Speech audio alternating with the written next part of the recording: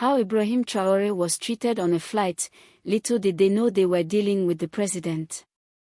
What seemed like a normal flight turned into a powerful lesson.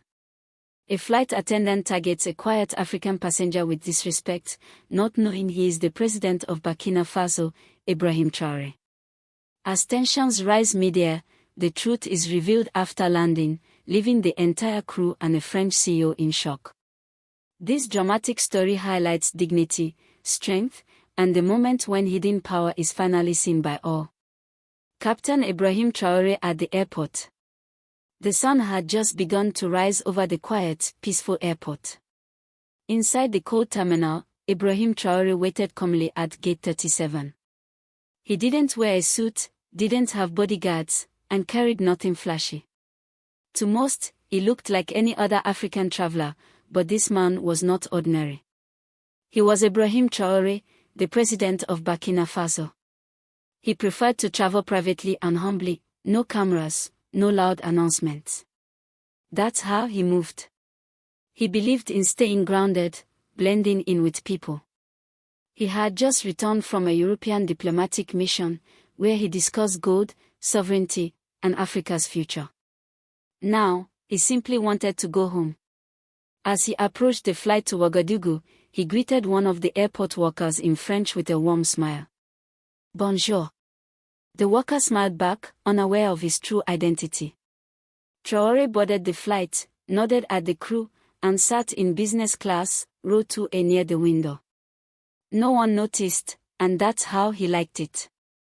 Claire Airline air hostess' unforgettable encounter with Captain Ibrahim Traoré. She politely but firmly asked to see his boarding pass. He complied. The seat number was correct. Still, something inside her didn't sit right. Moments later, she returned with a more direct tone. Sir, we may need to move you to accommodate another passenger. Would you mind relocating to economy? We will compensate you. Ibrahim, calm and quiet, raised an eyebrow. Why me? He asked. Claire replied vaguely, just a small adjustment for another guest. A guest more important than me? He questioned. She didn't respond. The other passengers glanced around, sensing discomfort, but no one intervened. Traoré softly but firmly replied, No. I will remain in my seat. Claire was stunned. A man like him saying no. Especially an African man. She tried again, but Traoré stood his ground. If this is operational, he said, then explain why I'm being asked, and not anyone else.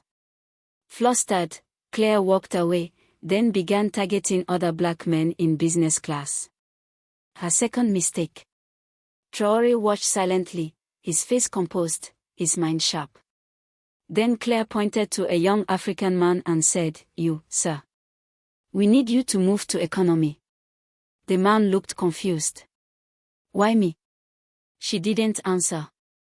She just took his boarding pass. That's when Ibrahim Traoré stood up. Enough, he said. His voice was calm, but heavy with authority. You are making decisions based on skin, not on tickets. That's called discrimination. Claire turned pale. Sir, please don't cause a scene. Her breath caught. There was something about his stare, steady and powerful. But she still didn't know who he was. To her, he was just another passenger acting like a troublemaker. She walked off again, muttering in French, These people. Always making noise. Meanwhile, the CEO was escorted on board. Claire greeted him with extra warmth, offering him champagne. We are fixing the seating issue, monsieur, she said. Traoré calmly sat back and fastened his seatbelt. He tapped the armrest with his fingers. He didn't need to say a word. Soon, the entire world would know what had happened, and who he really was. The CEO, smug in his seat, didn't even glance at Traoré as he passed. The flight attendant checked on him constantly. More towels. More champagne. The message was clear, you matter. That man does not. The plane took off into the sky, leaving French soil, but carrying a moment that would shake two nations. Inside the cabin, everything seemed normal. Passengers relaxed. Seatbelt signs turned off. But beneath the surface, something powerful was growing. Traoré didn't complain. He didn't call anyone. He didn't reveal himself. He just sat quietly, like a man watching a movie unfold, knowing exactly how it would end. Claire avoided eye contact. Something about his presence unsettled her.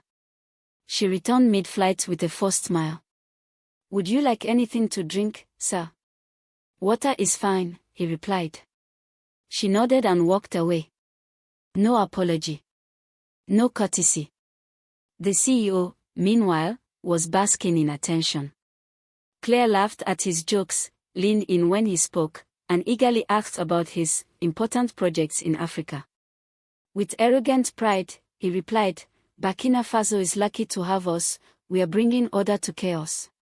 Claire nodded, clearly impressed, completely unaware that the very man being insulted was sitting just 2 rows away. A woman in the cabin, an African nurse returning to Bobo Dioulasso, noticed everything.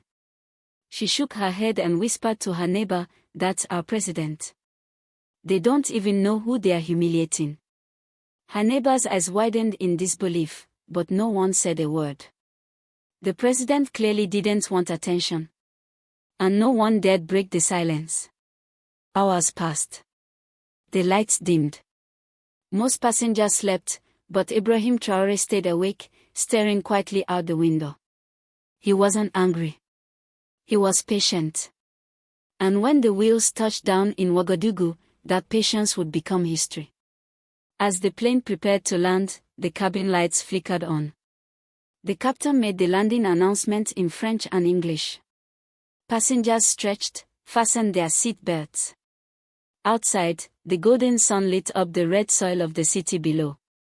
What no one could yet see from inside the plane was the growing convoy awaiting the aircraft, rows of black SUVs, military vehicles, and a full presidential escort lining the tarmac. Whispers rippled through the cabin. "Are we landing in a war zone?" one foreigner asked nervously. "No, that's just military protocol," someone replied. "Maybe someone important is arriving," another said. The French CEO smirked, chuckling, "Must be for me." Claire laughed along, already preparing to escort him off the plane fast, clipboard in hand. But the moment the plane stopped, everything changed. Arrival at Ouagadougou. But the moment the plane stopped, everything changed. Presidential guards lined up in full uniform. Weapons at their sides. Behind them stood top ministers, defense, foreign affairs, and the head of security, waiting in the heat like statues of power. Through the window, passengers watched as presidential guards in sharp uniform lined up with weapons at their sides. Behind them stood Burkina Faso's top ministers, the Minister of Defense, the Foreign Minister, and the head of security, standing still in the heat like statues of power. Claire peeked through the window and gasped. "What is this?" she whispered. The CEO stood, smoothing his suit. "Clearly this is for me," he said. "I told you I'm involved in big projects." But before anyone could move, a tall officer in a black beret boarded the aircraft. His boots echoed through the aisle. Every face turned as he stopped at seat 2A. He raised his hand to his forehead in a crisp military salute. "Mura President. Welcome home." The entire cabin fell silent. You could hear heart stop. Claire's eyes dropped. Her hands began to tremble. Ibrahim Traoré slowly stood. Calm. Dignified. Not a word spoken. The CEO stepped back, mouth agape. "President," he stammered. Traoré gave a simple nod. Not angry. Not proud. Just a man who no longer needed to explain himself. Another officer stepped in. "We have instructions," he said coldly, looking directly at Claire and the CEO. "You two will come with us." Claire's voice cracked. "Wait, what? Why me?" "You are being detained for questioning," the officer replied. You have publicly disrespected the head of state on national soil. That is a serious offense. Claire stammered, trying to explain. No, this has to be a mistake. I was just doing my job. But no one listened. Traoré stepped off the plane and was immediately met by his people, his guards, his ministers, and a cheering crowd. Beyond the airport fence, cameras flashed. The truth was out. The man they judged by appearance was now seen for who he truly was. Back on the plane, Claire and the CEO were placed in handcuffs. Passengers watched in stunned silence as the two were escorted down the steps, their heads lowered, arrogance crushed. And that was only the beginning.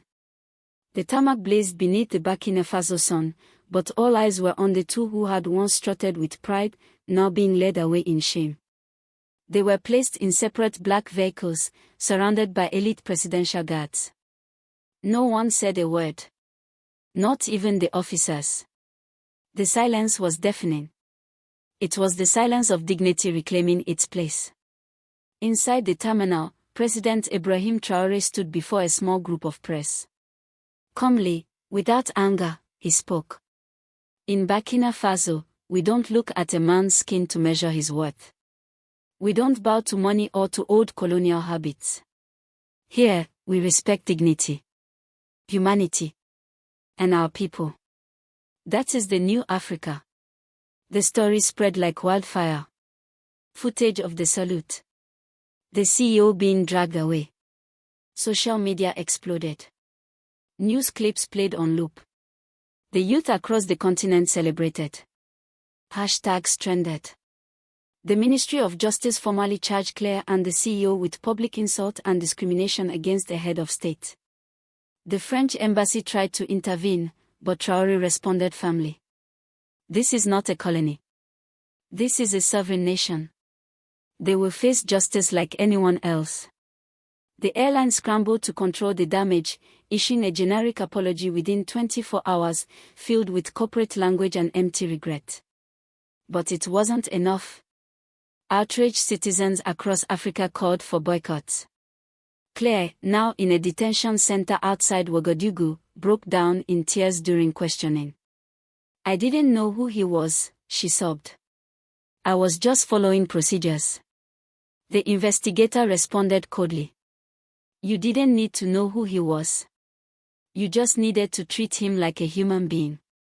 The CEO now faced legal action in both Burkina Faso and France.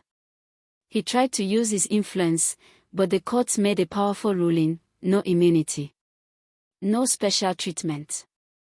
Justice would be equal. Traoré never gloated. He never mocked them.